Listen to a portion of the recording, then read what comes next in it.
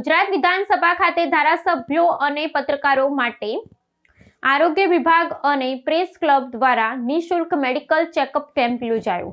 રાજ્ય સરકારના આરોગ્ય અને પરિવાર કલ્યાણ વિભાગ તથા ગાંધીનગર એક્રેડિટેડ પ્રેસ ક્લબના સંયુક્ત ઉપક્રમે ગુજરાત વિધાનસભા ખાતે ધારાસભ્યો અને પત્રકારો માટે એક વિશેષ મેડિકલ ચેકઅપ કેમ્પનું આયોજન કરવામાં આવ્યું હતું।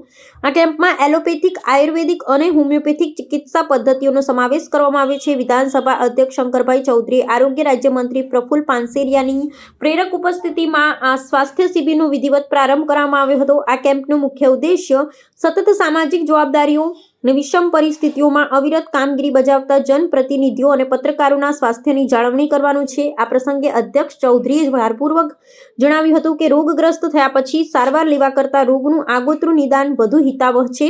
મંત્રી પાનસેરિયાએ પણ ઉમેર્યું હતું કે વ્યસ્ત દિનચર્યાને કારણે ઉદ્ભવતી શારીરિક તકલીફોનું સમયસર નિદાન થવાથી માનસિક તણાવ પણ નિવારી શકાય છે।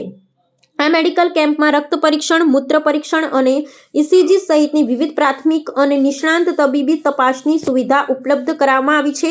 આ માટે હૃદય રોગ, કેન્સર રોગ અને મૂત્રપિંડના રોગોના નિષ્ણાંતો ઉપરાંત આંખ, કાન, નાક, ગળા, ત્વચા, અસ્થિ, સ્ત્રીરોગ અને દંત ચિકિત્સા વિભાગના ડોક્ટરોની ટીમ સાધન સામગ્રી સાથે હાજર રહી હતી।